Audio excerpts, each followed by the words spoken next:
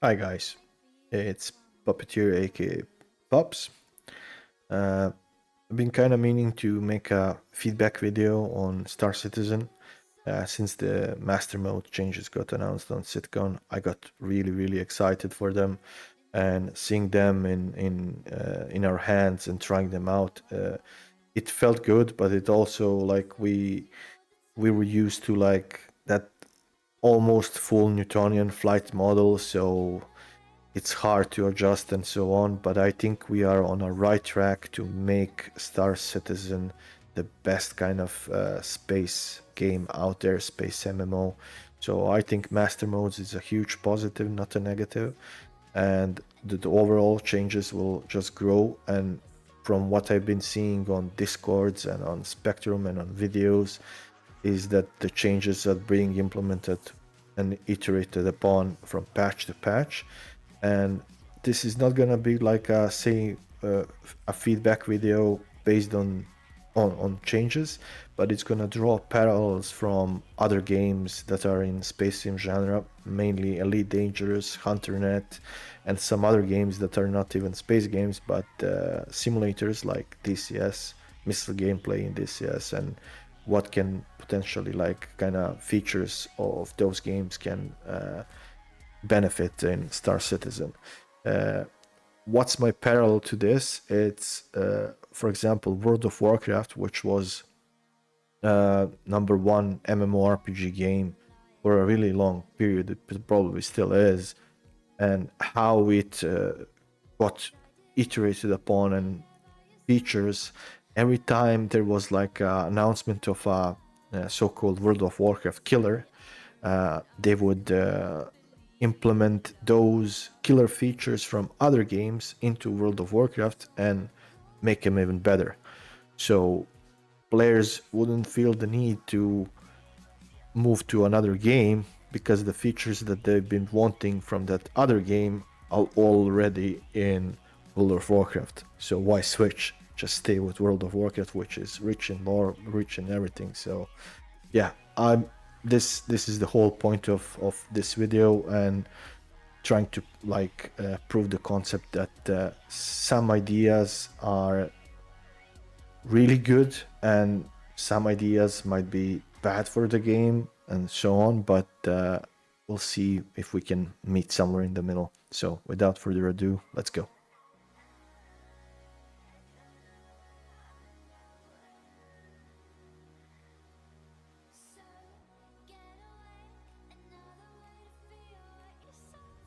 Enter Elite Dangerous, another game that I really like playing, and it's an old game as well. Initially released back in 2014 by a developer called Frontier Developments, and it's my time with it. It's been on and off. In total, I think I hit recently about 2,000 hours. The game has been developed from the ground up to be a simulation of a Milky Way galaxy, and then on top of that they have a really good flight model, one of the best in my opinion, and really deep management systems.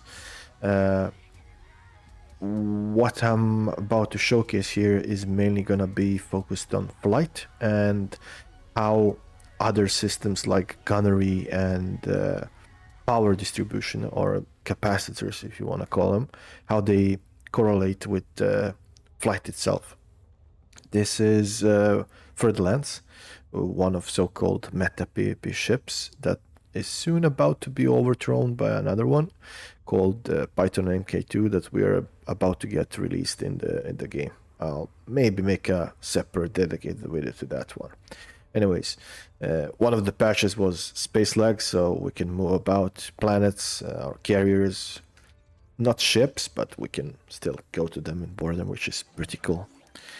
Okay, so we are starting on the carrier, and let's start with the showcase and how other game systems affect flight in Elite, and what I was saying before on relation to like how World of Warcraft was always fighting against, so to speak, World of Warcraft killers, but whenever new features were announced in other games, they just took the best features and implemented them in their game, keeping the player base involved and active. So, back to Elite and on to Flight System. Elite fundamentally is a full Newtonian flight system split in between two modes. So, same as in SC, we have decouple and couple. They're called differently here. It's flight assist on or flight assist off. Those two modes are totally different apart. The first one is with on, and it's like training wheels. So not many people use it to fly about, but those who do, they mostly fly in flight assist off, which is a full Newtonian flight model that keeps your inertia, keeps your momentum, whatever input you give with your thrusters, either roll, you have to counteract. So each movement that you do, you have to counteract with a counter movement. So for example, I'm rolling to the left. If I let go of the stick, the ship will keep rolling. It's in space. So the thrusters gave him inertia, and it's now keeping on that same roll. To counteract it, I have to roll in the other direction and stabilize. Same goes for pitch, same goes for everything. But that's like the deep end. How does ship perform in so-called coupled mode or flight assist on is heavily dependent also in FA off and FA on your power management. In Elite, we have the capacitor system. Since 2014 it was implemented, and it's Star Citizen developers probably got their inspiration from Elite and how it works in Elite, so they implemented bits and pieces over the year. In current 3.23 patch, if you go to shields, you'll get the resistances. If you go to engines, you will not only recharge, you'll gain some buffs to your rate speeds and overall speed. And if you go in weapons, you'll reload obviously, and you'll get more shots. It's a similar system in Elite, but just different and a bit more in depth. Some people like it, some people don't like it, but I think they struck a perfect balance. Why? Because it opens up a player to make mistakes, and it opens, in combat especially, it opens up angles. Mistakes create more angles into the fights. So for example, enemy player is about to shoot at me with a high alpha weapon. I'm not in shields, and I'm gonna take more damage than if I put all my so-called pips into system, right? If I'm not 100% into the shield. So we'll demonstrate that here. We'll just bump my carrier a bit quickly with the full system to shields, or into systems in this case in Elite, and we'll bump the carrier and see how much damage that does to give. It's 96, 97, and my shield is already recharging. Now what happens if I do the same and I bump the carrier at almost same speed? Let's see, from what was the distance. Let's bump him here. No boost, I'm just military power, no system capacitor. Let's see what happens. 90%, and that goes even further when you're obviously with more speed and so on.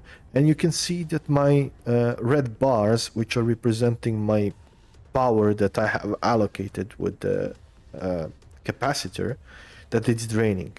Because my shield is recharging, it's draining my system capacitor.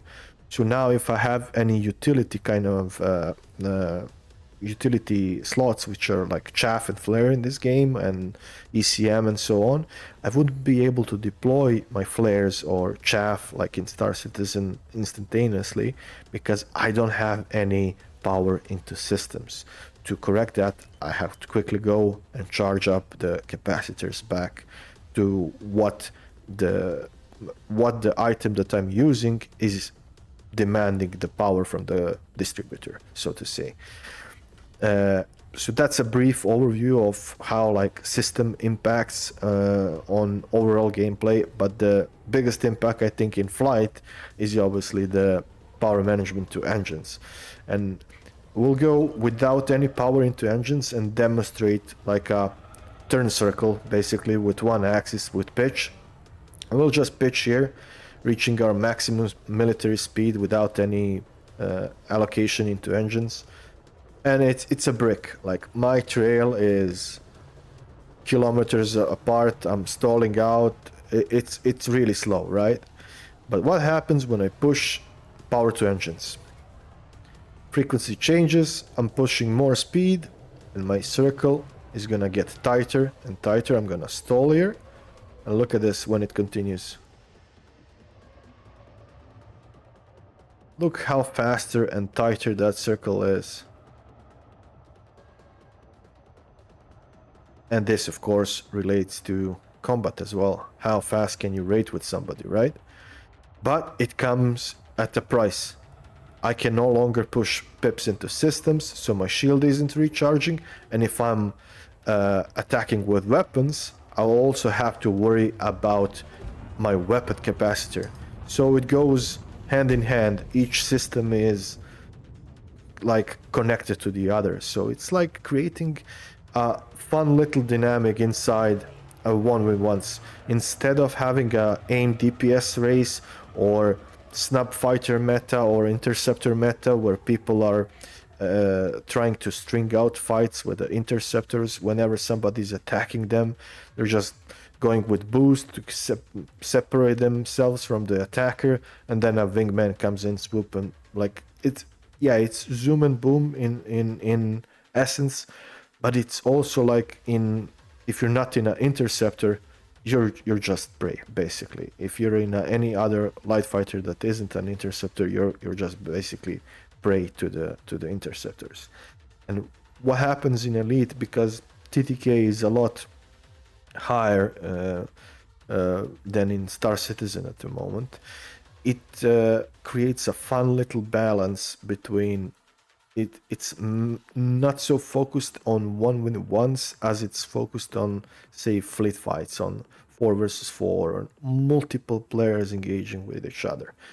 So and in a 1v1, it's never a mirror match. Even if you meet a player that's in exact same ship build and everything the same, it's not going to be a mirror match. It's going to be a boxing match where you have to control your power management, your inputs. If you're in a FA off, you're constantly gonna seek that balance, and you're gonna have to shuffle the power triangle, which, to be fair, in SE is also probably gonna be the case. But what I would love to see is more depth to it, because in SC it's either 0 or 100 on most of the cases. You either get the resistance, either you get the rate speed, or you don't get it. You get more shots or you don't get it. In here, it's balanced. It's working together with either systems of a light fighter to a medium, to a heavy, to a large ship. It works really well. And we demonstrated the engine capacitor. Let's demonstrate now how it works with boost. So with boost speed, it's like a it's not press and hold kind of situation. It's more of a press the boost button and your ship will gain instant kind of boost basically, but it also has a cooldown on it. So some ships can spam it, but you sacrifice that you have to stay in engines all the time. So what happens if you are not in engines and you're not recharging? Same as in weapons, same as in shields. You boost once, and all of a sudden, you cannot boost again. Look at that in upper corner. It says boost fail, insufficient energy in the capacitors. To negate that, I have to go into engines, sacrificing other systems as well. So it's always seeking that balance. And what pilots in Elite do, they always try to shuffle the power management so they keep everything topped. They boost, they shuffle to shields, shuffle to engines again, boost again, and so on. So it's a constant kind of trying to keep everything topped up, and it creates mistakes. Mistakes create more angles, more interesting fights. It's not mirror to mirror matching. And yeah, elite systems are a lot more in depth. There's also like a sweet spot in the throttle zone, which, for example, you can compare it to a DCS and flying two F-16s in a raid fight, in a two-circle fight where the planes are circling to get on each other's tail, chasing each other. So in a F-16 in DCS, for example, sweet spot of the speed of the raid speed is 350, and it's like a sweet spot where your plane is at optimal for the to make that turn radius. And to be fair, in DCS, there's a lot of play into the flight mechanics because it's a simulator for one, and you can make so many mistakes, right? So reading your opponent, what he does wrong, you can capitalize so easy in that simulator. You can crush somebody just by reading what he does wrong, right? So I think that's the best kind of take to have a game designed around not being always on target, not being always chasing the pip, not always counting that all your cannon shots will hit, not always counting that you'll make an optimal turn. You have to allow for mistakes. If mistakes happen, more interesting combat becomes. And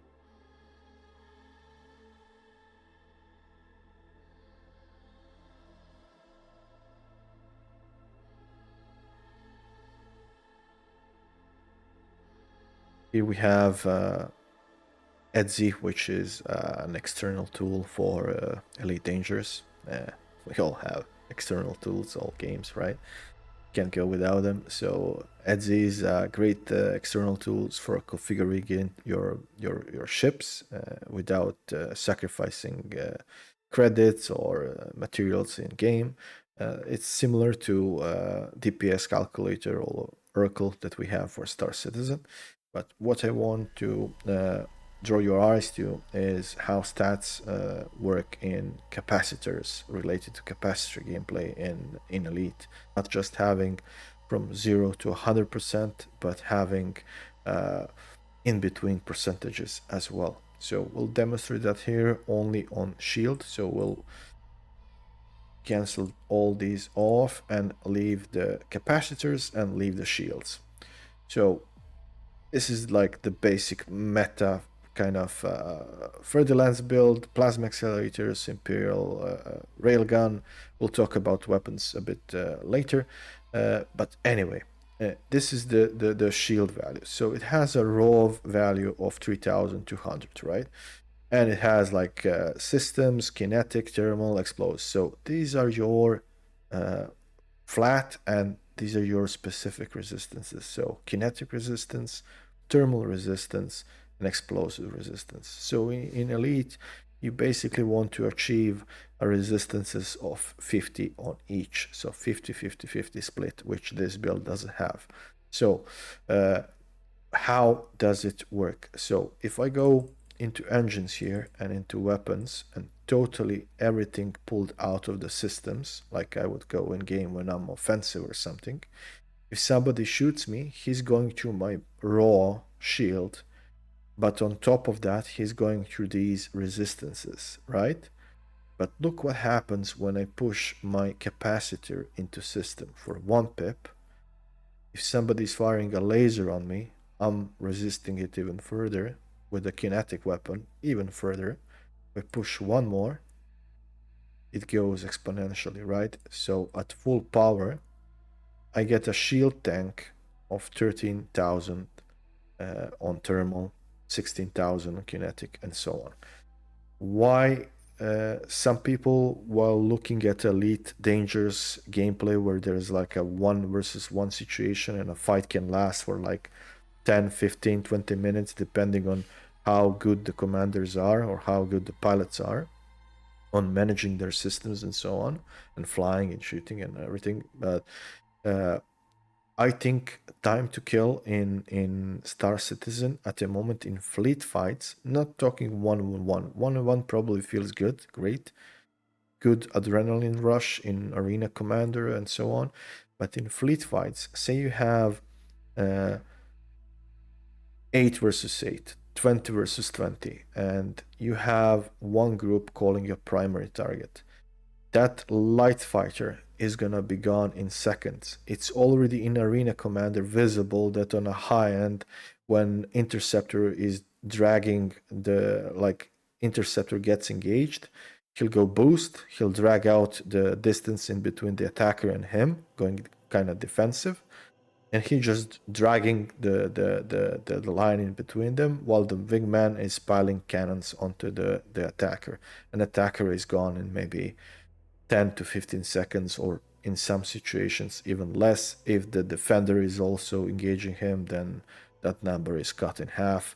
With the how cannon meta works, I think TTK is a bit too high in mind to fleet fights, and I think we want to balance the game towards those fleet fights, because in the end game kind of scenario, with how Star Citizen is set up, that you uh, need to get your ship, you need to equip it, then you need to get your flight suit or your armor, and then you need to go into the hangar, get your uh, uh, uh, ship flying, get to a destination which can be in another system, get there just to engage in a fleet fight versus another org in Pyro, for example. And you enter the fleet fight, you go into nav, you reach your destination, you all drop out, and your name gets called on the radio, and you're gone. You are back at the respawn screen, and you're out of the fight, you're out of the experience. So I think fundamentally it's a kind of not wrong approach, but I think the balance is still not there to support those large fleet fights that everybody for years have been craving.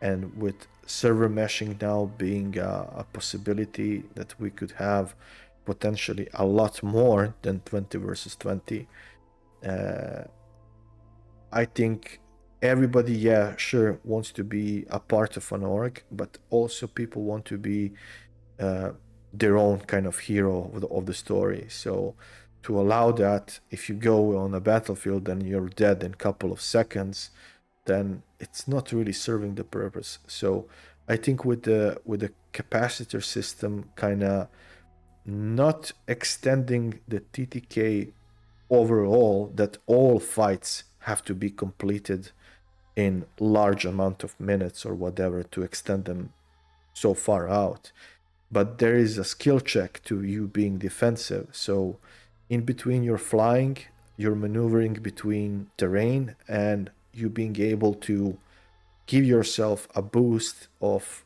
so-called resistances even on a light fighter. I think it's a must for a fleet fight, unless we wanna go to the high TTK, which I think it's kind of wrong. Other thing that I wanted to mention is weapons, and how weapons and stats. It's huge amount of stats compared to what we have in Star Citizen. It's a lot more in depth and more kind of a deep system and how it works. But I think with one single change in Star Citizen, which being maximum range and damage fall off. If you look at this plasma accelerator, it's modified basically. It's not a normal plasma accelerator. It's a engineered plasma accelerator, but it still has a maximum range of 3.5 kilometers, right? And the damage fall off starts at 2000, right? 2000 meters. Shot speed is almost 900 ms, which is, in elite perspective, it's really slow traveling, high punching round. The risk reward of this is like that you want to position yourself so close to the other ship that you don't miss a shot, and the damage fall off doesn't play such a huge role on a plasma accelerator. That's why it's like a meta weapon. But if you go a step down and change the plasma accelerator to, say, a beam laser, let's say the gimbal beam laser, and you can see maximum range of the beam laser is 3000 meters, and it's doing quite nice damage and damage per second, but damage fall off starts at 600 meters, which means depending on your loadout, even with plasma accelerators, as I said, you want to get in close, but with some weapons in Elite, you want to be efficient on applying the damage. You need to be even closer because of the fall off ranges. So we, at the moment in Star Citizen, from what I saw, is we have these cannons, laser cannons, for example, FLs, which are huge distance, high alpha striking weapons, which, in my opinion, instead of bringing fights closer, you have these velocities that are like almost you're unable to miss, and on top of that you have huge ranges where your weapons are effective. You can keep the range, you can keep the velocity for the accuracy, but apply a damage fall off.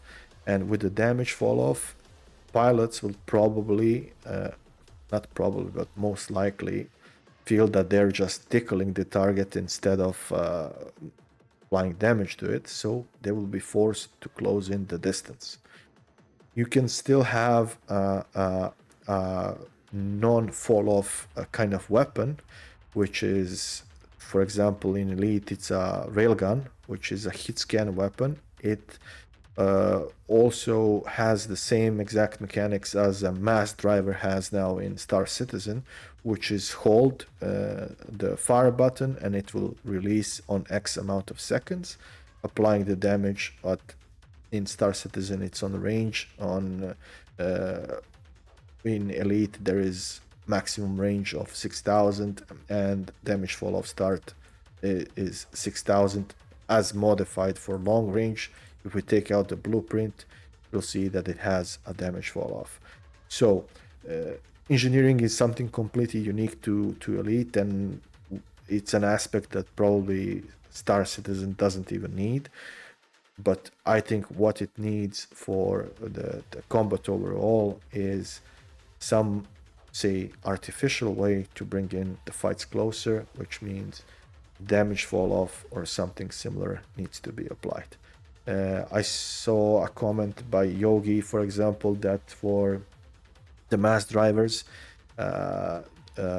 because now, not the mass drivers, sorry, for the ion cannon, there is now a charge mechanic to it, so that's a really good thing because you want to have different kind of usability out of weapons. You want to have like even hit scan weapons, even hold trigger to fire, even charge weapons. And what Yogi said, like the charge is now you have like say 2000 damage on no charge and you have 6k damage on the charge, but there's no value in between. So what you could do with the charge weapon, for example, we have a charge weapon here. Let me just find it. It's anti-xeno weapon, shard, plasma, here we go. So on plasmas, you have a charge time, which is 1.8 seconds, but you also have a damage multiplier of 17x times 8 damage, right? So it's all the values in between while you're holding the trigger. It's not one minimum, one maximum, because what that does is it allows pilot just to spam the minimum amount. Nobody will charge because probably getting more shots in and more DPS and more damage done by just spamming the button. In Elite, if you spam the button, you'll get the damage out, but it's gonna be minuscule damage, and plus your ship will overheat, damaging your internals, and so on and so on.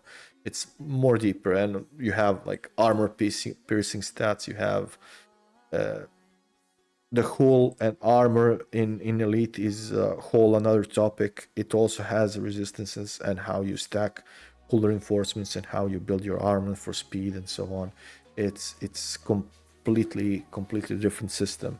We don't need all of that, but small bits and pieces, as I said, could be taken out of other games and implemented into Star Citizen. Hopefully, if the code and legacy code allows it, and make it so much better. Anyways, we'll back off Elite and we'll go into DCS and what I would like DCS kind of how it can translate into missile gameplay of Star Citizen.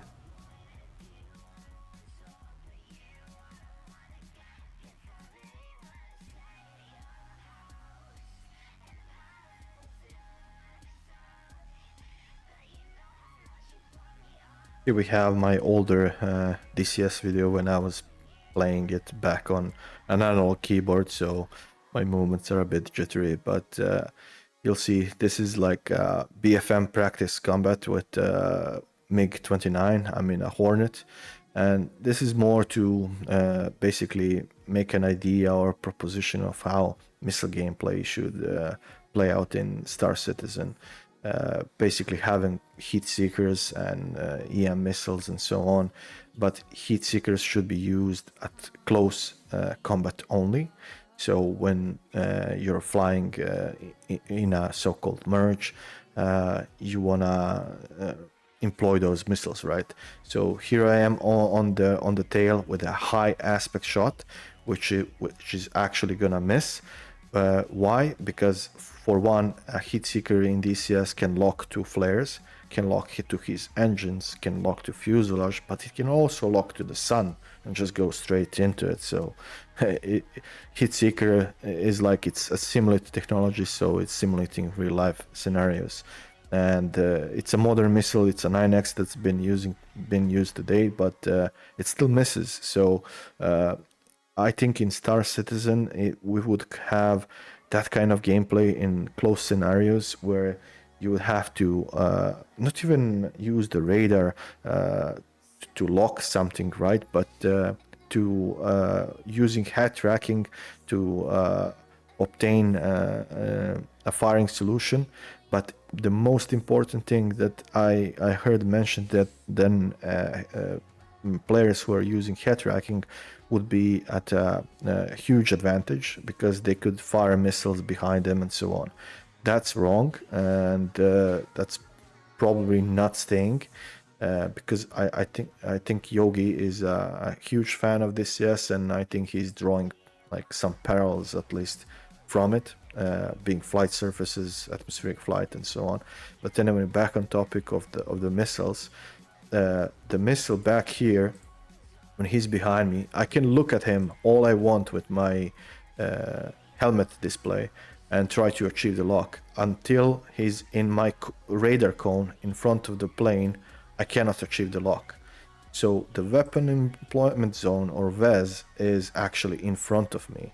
So what you hear, maybe if you're watching some DCS videos or Sidewinder, Growling Sidewinder videos, you'll hear him say jamming the VEZ. What that means is like you're flying at an angle, or you're flying away from the radar cone of the plane where he can employ those heat seeker missiles.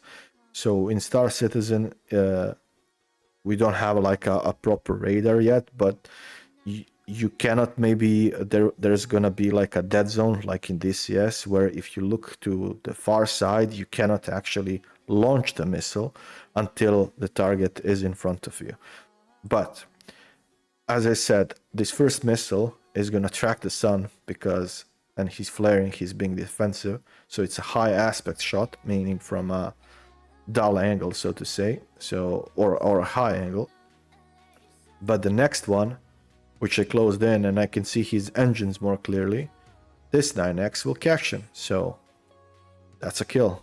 But in Star Citizen, missiles right now, especially like EM missiles and so on, I mean, they're probably useless in AC because they can be flared, but I think there's depth missing from missile gameplay. For example, you could use cross-section and EM missiles to BVR at an extended ranges of say 20 kilometers, but then people would need how to do proper mechanics to avoid those missiles, to noise cloud, to go 90 degrees or so-called notching. And for the close-up fights, the heat seekers could be exactly as in DCS, but with less of a hustle of actually deploying them, right? So it would create a lot of angles and a lot of stuff that you need to do except aim at the pip and fire, right? So that's my angle here.